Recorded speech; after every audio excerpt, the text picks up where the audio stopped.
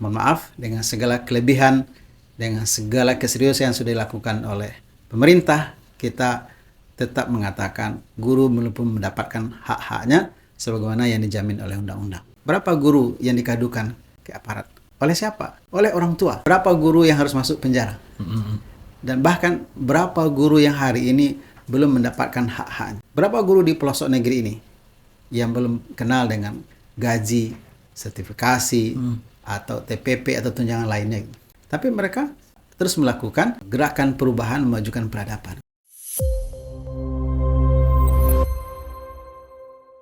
Bismillahirrahmanirrahim. Assalamualaikum warahmatullahi wabarakatuh. Salam. Halo pemirsa Sanak Podcast dan salam Podcast PKS TV Sumbar. Kita ketemu lagi nih di Podcast yang selalu menghadirkan obrolan menarik tentang ide, solusi, tips, dan cita-cita inspiratif dari berbagai sudut kehidupan. Bersama saya Fahmi, untuk 1 jam ke depan kita bakal ngobrol santai tapi berbobot. Karena hari ini kita memperingati Hari Guru Nasional dan temanya sangat dekat dengan kita semua. Judulnya adalah Peran Guru sebagai Pencetak Generasi Perubahan. Dan hari ini kita kedatangan tamu istimewa, seorang pendidik, guru, dosen, dan sekarang menjadi Ketua Pendidikan Tinggi Dikti Yayasan Wakaf Arisalah dan juga anggota DPRD Kota Padang, fraksi PKS, dan juga bergerak di bidang pendidikan yaitu di Komisi 4. Yaitu adalah Ustadz Haji Mulyadi Muslim LSMA. Kita sapa Ustadznya. Assalamualaikum Ustadz. Assalamualaikum warahmatullahi wabarakatuh. Bagaimana kabarnya Ustadz? Sepertinya Ustadz tambah muda aja nih. Alhamdulillah, karena masih jadi guru maka tambah muda. Masya Allah. Ini jadi guru dan efeknya bisa kerasa ya sampai sekarang. Nah, alhamdulillah senang sekali Ustadz bisa hadir karena tema ini memang butuh orang yang betul-betul turun langsung ke dalam dunia pendidikan. Apalagi beliau juga salah satu pendiri Yayasan Wakaf Arisalah. Nah, baik Ustadz, kita mulai ngobrolnya nih Ustadz. Ustadz, kalau kita ngomong soal generasi perubahan, menurut Ustadz sebenarnya generasi seperti apa? Dan kenapa peran guru begitu penting untuk mencetaknya Ustadz? Terima kasih. Assalamualaikum warahmatullahi wabarakatuh. Sahabat PKS dimanapun berada. Pertama saya berterima kasih diundang oleh PKS untuk diskusi dialog ringan pada hari ini. Dan temanya sangat luar biasa tentang guru ya. Kalau berbicara tentang perubahan atau peradaban, banyak pakar menjelaskan teorinya gitu, bahwa untuk perubahan ini A, B, C, D, macam-macam ya. Dari semua literasi yang saya baca, pendapat pakar pendidikan, saya bisa simpulkan ada 4 komponen utama untuk perubahan. Yang pertama itu adalah guru. Yang kedua, murid atau siswa. Yang ketiga, kurikulum atau konsep. Yang keempat adalah lingkungan. Tapi dari keempat-empat ini, yang paling menentukan itu adalah guru. Lingkungan yang tidak kondusif bisa diciptakan oleh guru menjadi baik, sangat kondusif untuk siswa. Kelas yang tidak ada siswanya bisa dicari oleh guru agar dia mendapatkan siswa. Kurikulum atau konsep tidak dimiliki oleh guru bisa dia buat, bisa dia skenariokan. Tidak ada kebijakan pemerintah pun, guru bisa melakukan perubahan dengan konsep yang dia miliki berdasarkan pengalaman dia selama ini menjadi guru. Jadi kalau kita bicara perubahan, maka evaluasinya adalah guru. Kalau kita merencanakan perubahan, maka pertanyaannya adalah siapa penggeraknya? Penggeraknya juga adalah guru. Dan ini sebenarnya hikmah yang bisa kita ambil dari peristiwa bersejarah ketika Hiroshima, Nagasaki hancur lebur oleh bom atomnya invasi penjajah. Apa pertanyaan Kaisar Hirohito? Hancur lebur Jepang waktu itu. Pertanyaan, berapa guru yang tersisa? Bukan berapa gedung yang masih bagus, masih kondusif, atau berapa perusahaan yang masih bertahan, tidak. Tapi berapa guru yang masih tersisa. Kenapa? Karena guru lah yang akan membuat perubahan lompatan besar untuk peradaban berikutnya. Masya Allah. Ya, kemudian Ustadz, kalau kita berbicara pendidikan, nah pendidikan kita sekarang ini sudah mendukung atau belum Ustadz untuk melahirkan generasi yang bisa membawa pada perubahan, atau sebenarnya ada hal dasar atau hal yang besar yang harus kita ubah terlebih dahulu Ustadz? Kalau hari ini kita merefleksikan diri tentang pendidikan atau peradaban Indonesia sejak merdeka, Orde Lama, Orde Baru, Reformasi, terus hari ini gitu. Ya, satu sisi kita bersyukur, alhamdulillah banyak support dari pemerintah untuk kesuksesan proses pembelajaran membangun peradaban ini. Kita mengapresiasi pemerintah dengan undang-undang yang sangat tegas berapa kewajiban pemerintah yang harus direalisasikan untuk kepentingan pendidikan. Nah, tapi kita tidak bisa menutup mata.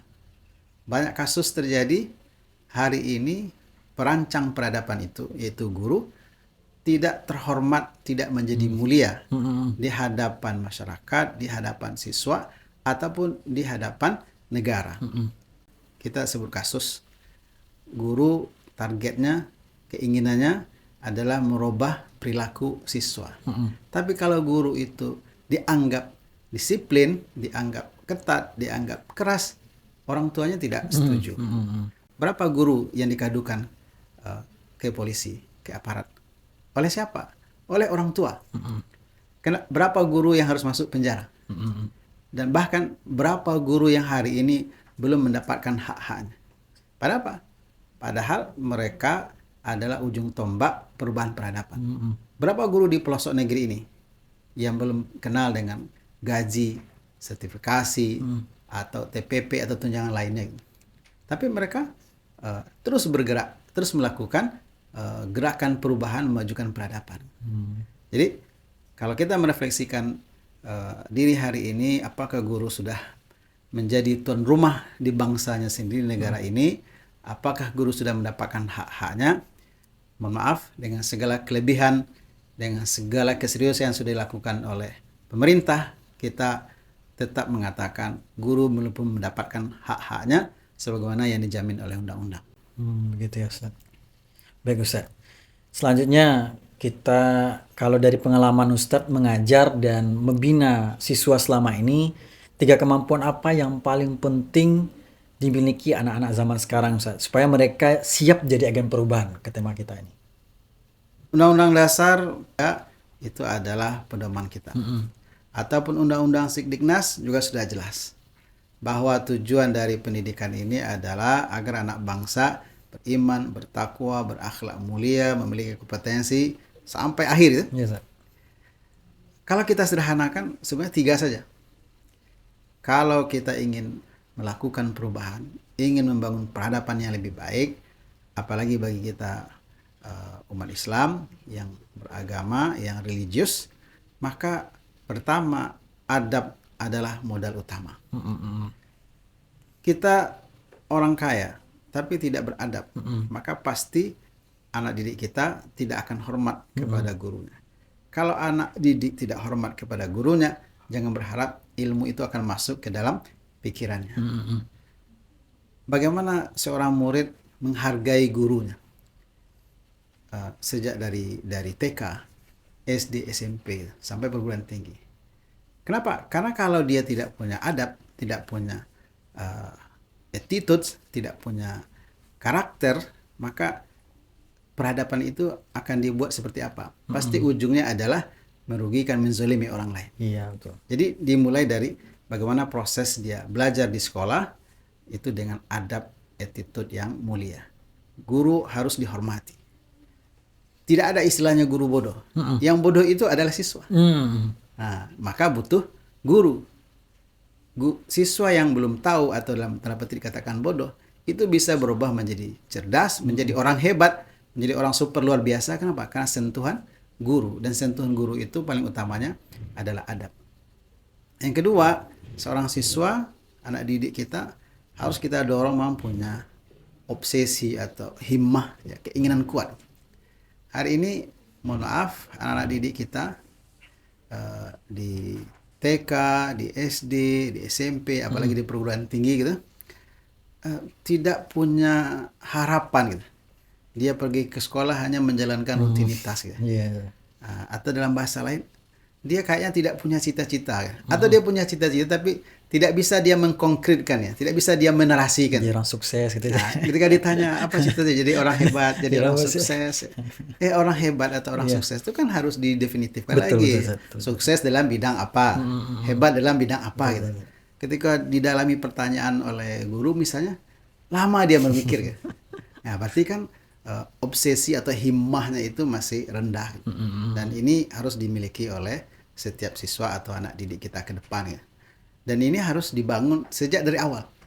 Kalau kita belajar ke negara-negara maju, anak TK misalnya di Jepang, di Cina, di Polandia, gitu, mereka udah bisa jawab mau jadi apa, udah jelas gitu. Iya, betul. Nah, karena dia sudah punya cita-cita yang jelas, konkret, terukur, nanti masuk SD dikuatkan lagi obsesi itu, dilakukan lagi pemetaan potensi dan bakatnya, kemudian nanti di SMA atau SMK sudah langsung dia masuk ke penjurusan. Kenapa di luar negeri banyak orang ngambil sekolah vokasi jurusan nih?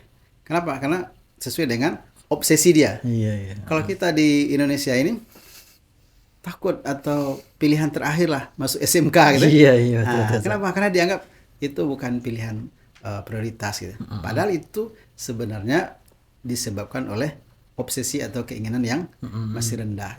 Nah, yang ketiga, kompetensi yang harus dimiliki juga oleh siswa itu proses pembelajaran yang terus berkelanjutan. Nah, ini dalam bahasa lainnya literasi ya, literasi kita untuk terus belajar. Nah, hari ini pun juga mohon maaf ya, tantangan kita sangat berat. Kita bisa evaluasi, orang tua bisa cek di rumah dalam satu hari berapa buku yang dibaca oleh anak didik kita atau oleh anak kita. Nah, dibandingkan dengan berapa jam atau berapa menit dia menghabiskan waktunya dengan gadget, HP. Nah, apakah HP bisa memberikan pengetahuan? Bisa ya. Tapi yang lebih kuat itu apa? Ya dengan literasi membaca gitu. Bukan sekedar memutar gini-gini kan. Iya. Pasti itu, kayak gini nih pasti ujungnya hanya melihat permainan, game ya, hanya hiburan. Ya. Andai pun ada pembelajaran berapa persentase gitu. Nah, maka pilihannya adalah memang siswa harus punya motivasi untuk terus belajar ya, semangat belajar, long life of education itu.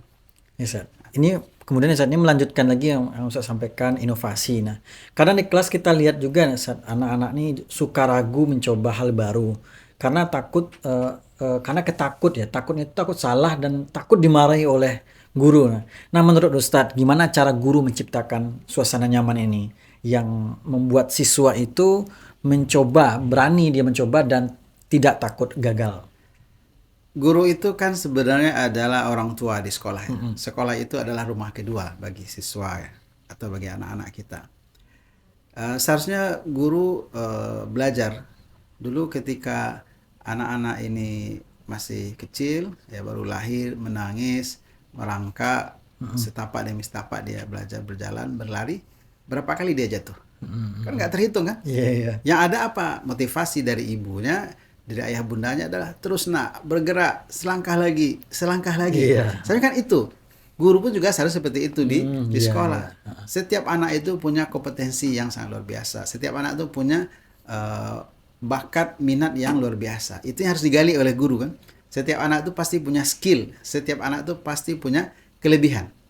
Nah, tidak ada anak yang dikatakan bodoh kecuali adalah asumsi gitu kan, atau persepsi di tengah masyarakat. Setiap anak itu pasti cerdas, setiap anak itu pasti hebat. Gitu. Nah, kalau dia kita anggap cerdas atau hebat, maka harus diberi ruang labor untuk belajar, harus diberi kebebasan untuk berekspresi. Tapi kenapa hari ini siswa kita merasa cemas atau tidak siap untuk melakukan praktek pengulangan di labor atau belajar di kelas, gitu, tidak ada kepercayaan diri? Karena mungkin, mohon maaf, guru karena target kurikulum ini harus disampaikan dalam sekian kali pertemuan, targetnya adalah kognitif, targetnya adalah nilai atau angka, sehingga akhirnya ruang untuk kreativitas, ruang untuk kebebasan berekspresi bagi anak untuk mendalami sesuatu yang dia minati dalam belajar itu tertutup. Nah, makanya saya punya pengalaman Kalau kita dibebani oleh target-target kurikulum, memang ruang untuk kreasi bagi anak itu akan berkurang. Tapi kalau seandainya target kita adalah bagaimana adab, akhlak, perilaku anak semakin bagus ya, psikomotornya semakin meningkat, bahwa target knowledge-nya harus terpenuhi itu betul ya. Tapi kan ada KKM kan, tidak semuanya harus nilainya 100 atau diangka-angkakan A semua kan tidak. Yang paling utama itu adalah dalam belajar adalah adab, ya, afektif, psikomotor, kemampuan anak berinteraksi dengan lingkungannya. Nah, maka beri ruang bagi anak untuk berkreativitas.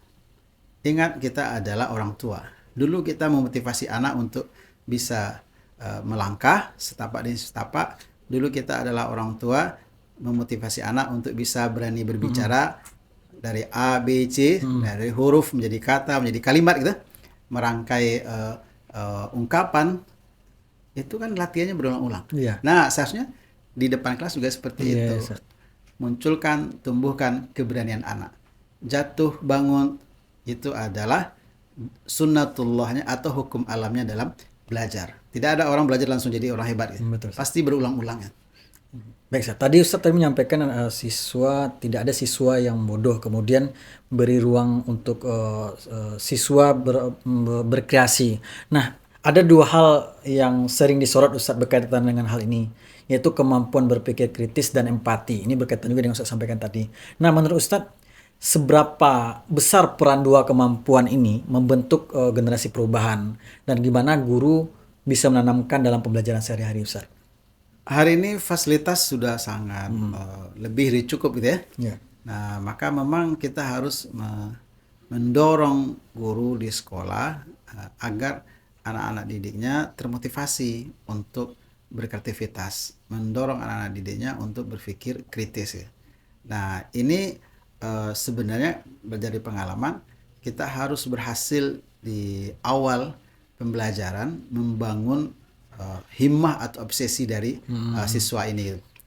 Dulu banyak tokoh, kalau kita baca biografi mereka hidup dalam kondisi atau lingkungan yang tidak mendukung ya. Mungkin karena kemiskinan dari keluarganya, mungkin karena sekolahnya di sekolah yang sangat jauh dari kemajuan ya, di pelosok. Tapi ada yang memotivasi dia. Nah, itulah gurunya. Kamu nanti harus jadi orang hebat. Kamu kalau seandainya kuliah nanti harus ke luar negeri. Kamu nanti harus jadi pemimpin bangsa ini. Kamu harus bisa melawan penjajah. Nah, obsesi atau cita-cita ini atau himmah ini yang mendorong anak didik ini semangat untuk terus belajar, berpikir kritis dan melakukan inovasi-inovasi atau percobaan-percobaan dalam pembelajaran gitu. Tapi kalau obsesi atau cita ini nggak dibangun dari awal, ya sudah, anak-anak itu pergi ke sekolah hanya menjalani rutinitas saja gitu. Nah, dan itu kita temukan banyak di banyak kasus di sekolah. Mereka tidak punya semangat hidup. Ke sekolah loyo, di sekolah tidur, di sekolah jahilin temannya gitu. Nah, itu bukan 1-2 kasus, hampir merata. Kenapa? Karena mungkin tadi tidak ada obsesi, tidak ada cita-cita mau jadi apa nanti 5, 10, 20 tahun yang akan datang gitu. Nah, sehingga akhirnya mereka hanya menjalankan rutinitas. Sarana prasarana yang mendukung atau infrastruktur pembelajaran di sekolah yang mungkin sudah memadai, itu sebenarnya seharusnya bisa menjadi modal untuk meningkatkan kompetensi siswa jauh lebih baik. Tapi kadang kita harus sadar dengan peluang itu. Kadang keterbatasan itu lebih membuat orang serius untuk belajar. Sementara fasilitas yang lengkap membuat orang menjadi manja. Dan itu kita temukan di sekolah. Banyak anak yang keluarganya mampu, orang tuanya kaya, anaknya manja, tidak mandiri, tidak punya obsesi. Maka harus ada inovasi lain untuk mendobrak itu. Mungkin pembelajarannya di alam, mungkin tugas yang diberikan oleh guru yang berkaitan dengan membangun kemandirian. Ustadz, ini tadi Ustadz menyampaikan tadi guru administrasinya sangat banyak dan lainnya nih. Bahkan pernah juga saya melihat di internet guru dibebani oleh administrasi-administrasi. Jadi efeknya ke yang Ustaz sampaikan tadi. Nah, guru itu kan sering banget nih dikejar target akademik, baik itu dari pimpinan dan lainnya. KKM, nilai, dan administrasi lainnya, Ustaz. Nah, kemudian kalau menurut Ustadz, gimana caranya guru bisa tetap fokus membangun karakter siswa walaupun beban akademiknya, administrasinya berat itu, Ustadz? Ya, memang ada ungkapan seperti itu di sekolah gitu ya. Setiap berganti menteri, berganti kurikulum. Iya. Setiap berganti kurikulum, maka berubah pula pola administrasinya gitu. Dan bahkan administrasi yang seharusnya dari hari ke hari semakin sederhana, fleksibel, tapi malah ujungnya semakin berat gitu. Iya. Dan itu diakui oleh mayoritas guru di negara di Indonesia ini, di provinsi manapun mayoritas itu evaluasinya gitu. Bukan di kota kabupaten di pelosok-pelosok saya, di pusat kota pun juga merasakan hal yang sama, bahwa mereka punya laptop, punya perangkat pembelajaran yang canggih ya, tapi mereka mengakui habis energi kita untuk hal-hal administratif. Maka seharusnya kita bisa mengembalikannya ke semangat pembelajaran atau semangat mendidik gitu. Bahwa ada kebutuhan administrasi itu kita maklumi. Itu adalah standar awal untuk memastikan proses belajar mengajar itu memang dipenuhi oleh guru agar 8 standar itu bisa tercipta di sekolah ya. Tapi administrasi jangan menjadi hantu atau momok bagi guru. Sebab apa? Karena target utama kita itu adalah menyiapkan generasi muda yang siap melanjutkan peradaban ini. Nah, bagaimana caranya? Apa tujuan utama pendidikan? Itu yang harus kita kuatkan, itu yang harus kita kokohkan. Nah, bahwa administrasi penting, mungkin ya kita misalnya berharap kepada pemerintah ke depan ya seperti di perguruan tinggi ada dosen, ada asisten dosen gitu ya, ada guru juga harusnya juga ada asisten guru gitu. Supaya apa? Urusan administrasi biarlah yang guru-guru muda ini kan, guru-guru senior jangan dipaksa untuk membuat slide, PowerPoint dengan model terbaru. Atau misalnya dulu waktu masa COVID sangat luar biasa tuh belajar dengan Zoom. Wah, itu memberatkan sekali, membuat guru stres. Kalau guru stres gimana caranya akan mengajar gitu? Nah, jadi mari kita melihatnya secara komprehensif ya. Kalau kita ingin peradaban ini semakin bagus, maka guru harus diberi ruang untuk berkreasi, guru harus diberi ruang untuk berinovasi. Jangan dibebani guru dengan hal-hal administratif yang memang itu menjadi kebutuhan, tapi jangan menjadi beban atau momok bagi guru. Agar apa? Agar pengalaman selama ini dia menjadi pendidik itu tetap bisa dia munculkan, dia hadirkan suasana menjadi pendidik, menjadi guru gitu, bukan sekedar pengajar atau urusan administratif. Terus tadi sudah banyak menceritakan tentang tantangan-tantangan yang dihadapi oleh guru. Nah, kalau bicara dunia pendidikan ini kan tentu ada tantangan sistemik yang dirasakan oleh guru. Nah, menurut Ustadz tantangan yang paling besar itu apa, Ustadz? Apakah di pelatihan, fasilitas, birokrasi, atau mungkin budaya sekolah, Ustadz? Saya dulu di awal-awal melatih guru-guru di sekolah, saya sampaikan begini, kita menjadi guru ini sudah menjadi obsesi atau cita-cita kita, atau sebenarnya ini by accident. Oh, hal yang dasar. Guru jadi guru karena accident gitu. Maksudnya apa? Ya, dia jadi guru itu karena tidak diterima di perusahaan ini, tidak diterima di perusahaan ini, nggak terima perusahaan ini, udah coba-cobalah jadi guru gitu. Itu kan accident itu. Jadi saya karena sudah ya 21 tahun lebih kurang jadi guru, ya tantangan terberat kita itu adalah diri kita sendiri. Apakah niat kita sudah berubah gitu? Nah, kalau niat kita tetap lurus ingin menjadi guru, perancang peradaban, maka tantangan apapun yang ada di sekitar kita bagi kita itu tidak ada masalah gitu.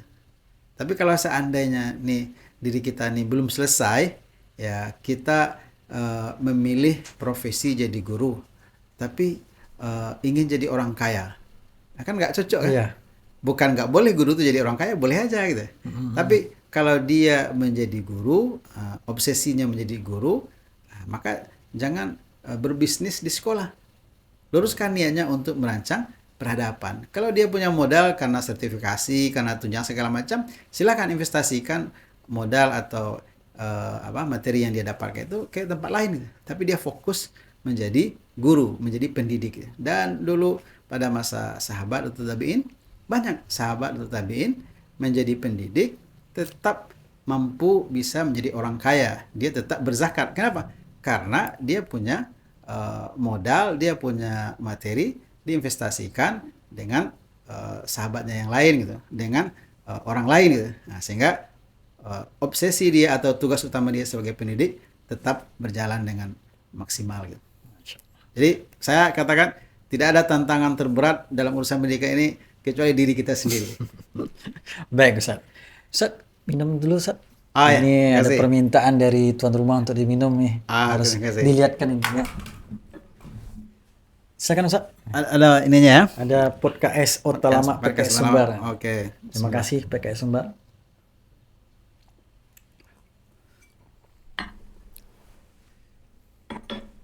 Nah, Ustaz, tadi Ustaz sudah banyak menceritakan persoalan-persoalan di seputar guru dan pendidikan.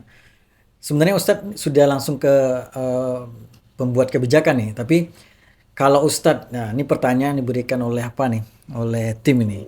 Kalau Ustadz punya kesempatan bicara langsung kepada pembuat kebijakan, apa saran paling penting yang Ustadz ingin sampaikan supaya guru benar-benar bisa menjalankan perannya sebagai pencetak generasi perubahan, dan juga Ustadz sekaligus apa yang sudah Ustadz perjuangkan juga di Komisi 4? Iya, pengalaman panjang saya ya lebih kurang 20 tahun menjadi guru memang. Kalau kita pemegang kebijakan, kita inginnya guru diberi kepercayaan penuh ya. Kepercayaan penuh untuk memang sebagai perancang peradaban. Pemerintah harus percaya 100% bahwa guru itu punya kompetensi untuk merancang peradaban. Jangan ada intervensi seperti beberapa waktu yang lalu, hanya gara-gara kepala sekolah mendisiplinkan siswanya lalu berujung dengan demo, tapi setelah itu kepala sekolahnya yang dinonaktifkan. Berarti kan intervensi. Iya.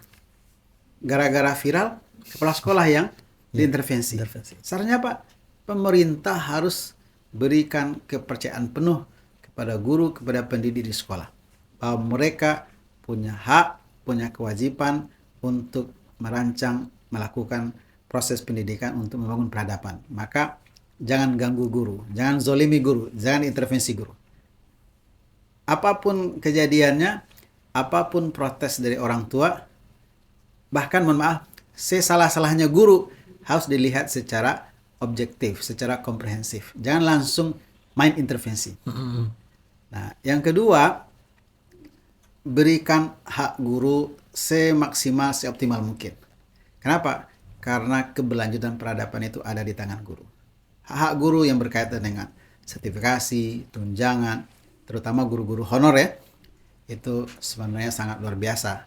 Kalau kita memuliakan guru, yakinlah kita akan menjadi mulia. Tapi kalau kita menzolimi guru, ya ada hak-hak guru yang dipotong oleh oknum pemerintah di dinas, maka yakinlah kita akan kualat. Kenapa? Karena menzolimi si perancang peradaban itu guru. Saya membayangkan ke depan guru-guru kita ini bisa tersenyum. Kenapa? Karena memang obsesinya adalah merancang peradaban dan haknya dipenuhi oleh negara. Kalau di Komisi 4 sendiri yang sudah perjuangkan, Ustaz? Saya di Komisi 4 khususnya di Kota Padang sudah intens berkomunikasi dengan Dinas Pendidikan. Kita mengevaluasi bagaimana hak-hak guru itu terpenuhi, bagaimana proses pembelajaran di sekolah memang menyenangkan, dan memang kata kuncinya adalah guru. Kita tidak setuju karena pertimbangan sertifikasi, karena pertimbangan tunjangan. Ada guru honor yang sudah sekian lama mengabdi, dikurangi jamnya, atau guru PNS harus mencari jam ke sekolah lain hanya untuk sekedar mengejar sertifikasi. Ini seharusnya kita bisa selesaikan, dan alhamdulillah dalam 6 bulan terakhir itu sudah bisa kita tuntaskan, sehingga guru-guru di Kota Padang alhamdulillah tidak ada yang mengadu lagi ke DPRD karena berkaitan dengan haknya dihilangkan atau dihapus atau dipotong atau dikurangi oleh dinas gitu. Nah, kemudian terkait dengan sarana-prasarana pendidikan, kita juga dorong agar pemerintah serius membangun infrastruktur baik yang di sekolah ataupun sarana penunjang ke sekolah tersebut seperti jalan ataupun lampu gitu. Nah, termasuk juga kita mendorong pihak swasta atau masyarakat juga mau berpartisipasi gitu. Bahwa tidak boleh ada pungutan liar atau pemaksaan, itu betul ya. Tapi kalau kita punya obsesi merancang peradaban, maka investasi itu harus dilakukan bersama-sama. Nah, begitu juga dengan anak-anak kita yang secara ekonomi dianggap kurang mampu, kita dorong bisa tetap terus belajar di sekolah, sehingga di tahun ajaran baru kemarin banyak lokal-lokal yang kosong. Di satu sisi ada lebih kurang 5.000-an ya, data siswa yang anak Kota Padang yang seharusnya belajar sekolah tapi ternyata belum terdaftar di sekolah. Kita dorong untuk bisa masuk ke sekolah-sekolah yang masih kosong, dan akhirnya mereka mendapatkan haknya sebagai siswa gitu. Alhamdulillah, sudah banyak nih perjuangan Ustaz ya. Oh ya Ustaz, saat ini juga ada program dari pemerintah, yaitu adalah sekolah rakyat. Nah, Ya. Ustaz sebagai wakil rakyat gimana nih Ustaz untuk hal ini? Ya, kita melihat kebijakan dari Pak Prabowo dengan membuat sekolah rakyat ataupun juga program-program strategis nasional lainnya seperti Koperasi Merah Putih gitu.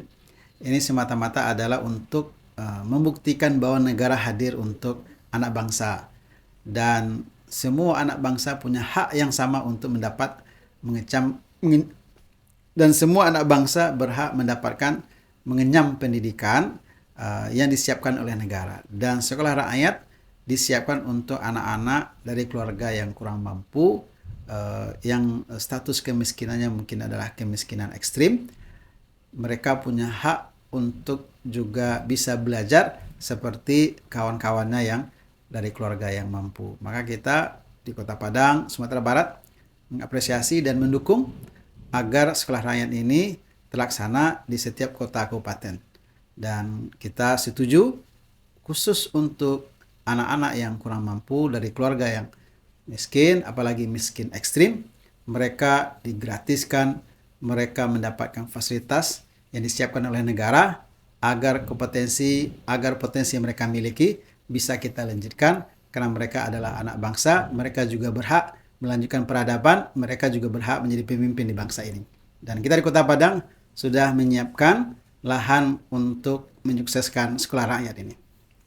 Baik, Ustaz, tadi Ustaz juga sudah menyampaikan juga, selain guru ada juga orang tua dan lingkungan sekitar yang berpengaruh kepada si anak.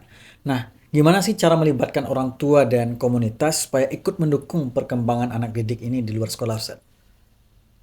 Kita bisa hitung berapa durasi siswa berinteraksi dengan gurunya di sekolah dibandingkan dengan interaksi anak atau siswa di rumah. Pasti durasi jamnya lebih banyak di rumah. Itu satu poin. Yang kedua, kita punya pengalaman semuanya. Kita lebih percaya kepada siapa? Kepada orang tua kita atau kepada guru kita? Ternyata semua anak didik lebih percaya kepada gurunya. Kenapa? Karena gurunya memberikan keteladanan. Maka kita sebagai orang tua harus juga bisa menjadi guru di rumah. Kenapa? Karena sebenarnya rumah itu adalah sekolah pertamanya bagi semua anak didik. Kalau orang tua tidak bisa memberikan keteladanan tentang kejujuran, tentang kedisiplinan, jangan berharap anak biologisnya bisa menjadi orang yang jujur atau bisa menjadi orang disiplin. Di sekolah mungkin anak patuh kepada gurunya. Mungkin, mohon maaf, karena takut dengan sanksi atau karena memang kesadaran dia ingin jadi orang baik sehingga dia jadi orang disiplin, orang jujur. Tapi ketika di rumah dia tidak menemukan ayah dan ibunya tidak jujur, tidak disiplin, maka pasti ada konflik batin dalam jiwa si anak. Bagaimana ini? Saya di sekolah menemukan kecocokan, kesesuaian ucapan dengan perbuatan. Tapi di rumah saya tidak temukan, ayah dan ibu saya tidak jujur, ayah ibu saya tidak disiplin katanya. Maka akhirnya Pak, konflik batin itu menjadi pengganjal bagi anak untuk menjadi perancang peradaban. Nah, bagaimana dengan melibatkan komunitas, Ustaz? Ya, setelah guru sebagai komponen utama untuk perancang peradaban, kemudian siswa, terus orang tua, maka lingkungan sebagai komponen keempat juga jadi penentu gitu. Kalau lingkungan itu baik, kondusif, maka insya Allah anak-anak didik kita juga akan mudah untuk menjadi orang baik.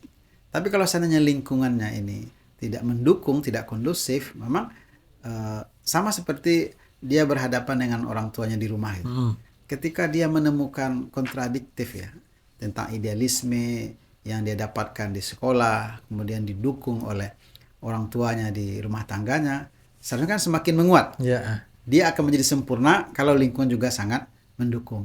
Nah, dalam sebuah hadis Rasulullah SAW mengungkapkan bagaimana lingkungan ini sangat menentukan gitu. Orang yang hidup tinggal berteman dengan tukang besi, dia tidak beli besi itu. Tapi karena dia dekat atau berteman dengan tukang besi ini, dia kena cipratan api juga. Sebaliknya orang yang berteman dekat dengan penjual minyak harum, parfum gitu, walaupun dia tidak beli, dia dapat kecipratan harumnya gitu. Artinya Pak, lingkungan juga menjadi penentu baik buruknya peradaban ke depan. Bagi anak-anak kita yang akan kita siapkan menjadi pemimpin masa depan, maka lingkungannya memang juga harus kondusif. Bi'ah lingkungan yang baik akan mempercepat anak-anak kita sebagai perancang peradaban mendapatkan jati dirinya, mengokohkan dirinya sebagai perancang peradaban. Tapi kalau seandainya lingkungan tidak mendukung, akan terjadi pertentangan, pergejolakan batinnya, bahkan mungkin dia menjadi korban dari lingkungan yang tidak kondusif itu. Lalu ujungnya apa? Dia tidak lagi punya semangat untuk belajar, tidak lagi punya semangat untuk bertemu dengan gurunya, bahkan mungkin menjadi korban dari kekerasan kah namanya, atau pelanggaran kah namanya, atau perbuatan melanggar undang-undang kah namanya, narkoba dan segala macamnya. Nah, tentu akhirnya masa depan dia akan semakin gelap. Kenapa? Karena terpengaruh oleh lingkungan. Makanya banyak orang tua hari ini lebih nyaman menyekolahkan anaknya di sekolah boarding. Kenapa? Karena lingkungan di asrama jauh lebih kondusif dibandingkan dengan di masyarakat. Kenapa? Karena mungkin masyarakat tidak begitu peduli dengan apa yang terjadi di sekitarnya. Kenapa? Karena mungkin tadi obsesi kita belum sama, cita-cita kita belum sama. Urusan berbuat maksiat, melanggar, terlibat narkoba, asusila segala macam itu dianggap urusan masing-masing gitu. Nah, akhirnya apa? Anak-anak hebat, anak-anak cerdas terpengaruh oleh lingkungan, ujungnya menjadi korban dari kondisi lingkungan yang tidak kondusif. Baik Ustadz, hari ini juga bertepatan dengan Hari Guru Ustadz. Ini mau juga ucapan Ustadz untuk pada selamat Hari Guru pada kita semua. Bapak Ibu, kawan-kawan sekalian, para guru dimanapun berada, kita apresiasi negara sudah memberikan banyak hal sebenarnya kepada kita, dan salah satunya adalah ada hari ditetapkan sebagai Hari Guru. Tentu bagi kita Hari Guru bukan membangga-banggakan diri, tapi Hari Guru adalah hari untuk merefleksi diri apakah kita sudah menjadi guru yang sesungguhnya. Selamat Hari Guru, mudah-mudahan tetap kita menjadi guru perancang peradaban dengan idealisme kita. Kita ingin negara ini jauh lebih baik ke depan karena kita adalah perancang peradaban. Baik Ustaz. Terakhir nih Ustaz, kalau Ustadz bisa menyampaikan satu pesan sederhana tapi bermakna untuk guru-guru di seluruh Indonesia, pesan apa yang ingin Ustadz sampaikan? Kawan-kawan semua, para guru dimanapun berada, tetaplah menjadi guru dengan niat ikhlas, karena itulah amal terbaik kita sebagai perancang peradaban, dan insya Allah pahalanya akan terus mengalir walaupun yang kita ajarkan cuma satu huruf. Menjadi guru sangat mulia, menjadi guru kita bahagia. Assalamualaikum warahmatullahi wabarakatuh. Waalaikumsalam warahmatullahi wabarakatuh. Masya Allah, luar biasa sekali Ustadz. Dan banyak sekali pelajaran yang kita ambil hari ini. Terima kasih banyak Ustadz Sama-sama. atas cerita dan inspirasinya. Untuk para pemirsa Sanak Podcast, Semoga obrolan ini menjadi penyemangat buat kita menghargai para guru dan terus mendukung mereka setiap hari yang berjuang mencetak masa depan bangsa. Saya Fahmi dan Ustadz Haji Muladi Muslim LCMA pamit undur diri. Mohon maaf apabila ada salah kata. Subhanakallahumma bihamdika asyhadu an la ilaha illa anta astaghfiruka wa atubu ilaik. Wassalamualaikum warahmatullahi wabarakatuh.